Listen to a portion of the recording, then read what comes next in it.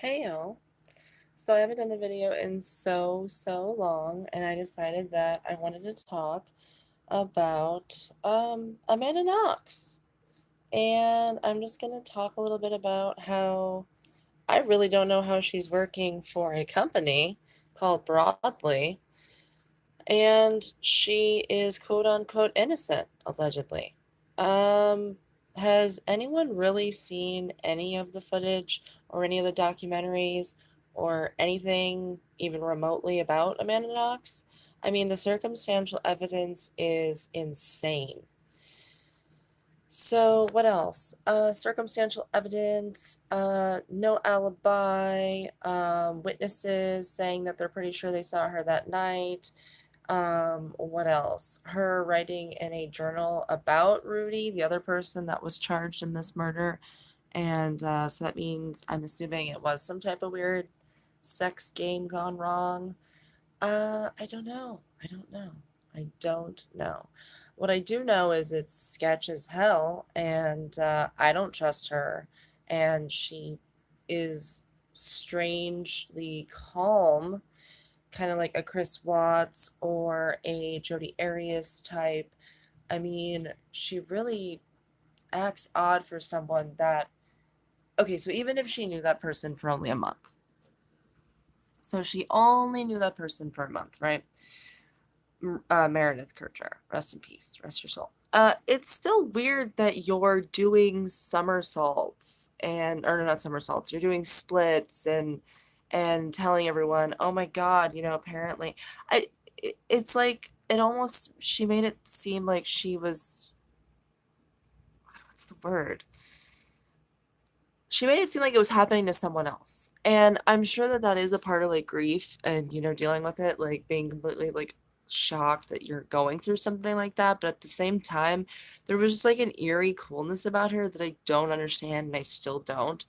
Also, like if you ever watch on YouTube all the body language experts and stuff like that, they say that like she is a perfect example of someone that subconsciously nods like yes when they ask her questions about it dead on, like did you kill her? Her body language moves as if she did, even though she's saying she didn't.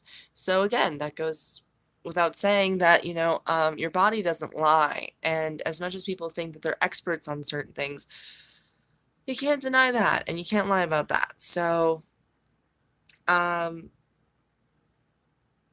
I mean, it's funny. I mean, I think it's okay. Hilarious is not the right word, but I think it's so funny that all of these criminals think that they can like outsmart like the cops and stuff. They're terrible liars. Watching the Chris Watts interrogation was a joke, right? I mean, how many times did Chris Watts say, "I promise you, I did nothing to those girls"? First off, they're your fucking kids, so the fact you're calling them those girls is weird in itself. Second off, you're like, I promise, I promise. How many people, that's like, first off, that's like lying 101 when someone's like, I promise I didn't do that. You have to trust me. You have to trust me. That means that you're doing something shady and for you to even be bringing that up. Like, what? And then also, it's like they just give themselves away. I dated a pathological liar once. And I will never forget the time that I literally was like, I know you're lying. I know you're lying right now as we're talking. Like, you're a bullshit artist. And he literally, once he knew he couldn't convince me of his bullshit anymore, he literally wasn't interested in me anymore. It was like I got back total freedom and control again because I knew that everything he was saying was a lie.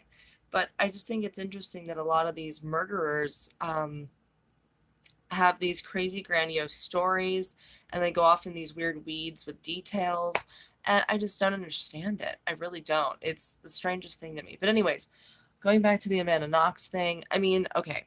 So the evidence is all there, okay? The evidence is all there. How do you explain Meredith Kercher's blood being on a knife on the tip and Amanda Knox's blood being on the handle and it being at the boyfriend Raffaele's house? How do you explain that one? And Amanda Knox will definitely try to like dissuade that and make it seem like that's like impossible and oh it's touch DNA versus no, they were saying it was blood. They were saying it was blood evidence attached to both. So That doesn't make sense. Unless Meredith cut herself at Raffaelle's house and then also Amanda cut herself on the same. I mean, how many people are bleeding here from being pricked by a knife? I mean, how many people here are terrible cutters? It just doesn't add up. It doesn't add up. Her having the mop in that morning and then mentioning the mop. Okay, so my incriminating thing for her, and I hope she watches this video when I upload it. I really do, because I want her to know how much of a fucking idiot she is and how much of a bad liar she is. When she was going into great lengths to try to explain why she had a mop that morning about a leaky pipe or this or that, the only leaky pipe around there was Raphael's dick, okay? I don't believe it for a second. And the fact that she kept saying, oh, well, I took the mop over to Raffaele, she was covering her own ass even then. She was covering her ass from the word go. And talking about, she told the cops when they first came in there, oh, she always locks her door. Both of the roommates are like, no, I think she's only locked her door a couple times, the one that was murdered. And so this is again covering her ass. The comforter being thrown over the body when it's deceased is probably because she covered it up because she knew the person. And that's one of the first things people do when they know someone and they feel actually like, trying to remove themselves from feeling any type of feeling about the deceased, especially if they did it. So, another case that comes to mind that reminds me a lot of Amanda Knox is Nora Roberts. Look her up. I think it's Nora Roberts, or is that the author? Okay, there's a Nora Jackson. Maybe it's Nora Jackson. And she's another one that I'm pretty sure she got away with murder. Like, I'm pretty sure she killed her mother in a fit of anger because she was a spoiled brat and something happened and she snapped and she was under a lot of, Amanda Knox doesn't have the excuse as much as Nora Jackson does, but still, I'm pretty sure Nora Jackson killed her mom and got away with it and also had a cut. And again, this is notorious with using a knife. And again, Amanda Knox had blood on the sink and certain items in the house that were contaminated with her blood. But again, you're a moron. You should have cleaned that up, idiot. I don't know where the scratch was, but also in those pictures when she's making out with Raffaele, and they're like doing the weird kissing and stuff. If you look, there's a mark on her lip, like someone might have accidentally like elbowed her or hit her or like been in a tangle with her. So again, this is all going back to what I'm saying. So much circumstantial evidence. Now, granted, they really threw the book at her and this. They were like, you're clearly, I'm trying to do the Italian accent. You're clearly guilty. It's obvious, the contempt and the fact you're crying and that's a blah, blah, blah. And honestly, she wasn't crying enough. That's the reason why I think we all think she's guilty. And I still think she's guilty. I honestly don't think she's aged well. I think she looks terrible. I think she's being eaten alive with guilt. And, Amanda Knox, again, this is all my opinion, but if you really didn't do it, like, you need to be a little more believable on your interviews if you're going to keep going around and trying to make $4 million off of a dead person's name and your quote unquote experience because of it and what you've been through. Are you out of your fucking mind?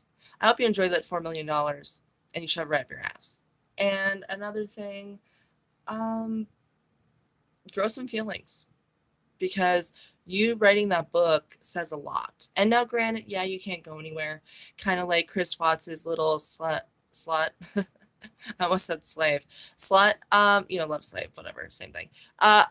She's gonna try to make a book deal too, and I'm repulsed and disgusted. I mean, what's next? Is Casey Anthony gonna make a fucking book deal too? I mean, have you guys no respect for the deceased? And you claim that you're innocent and you're not a part of it, huh? Well, your actions speak volumes. Anyways, till next time, treat each other well, love each other. You never know. Life's short.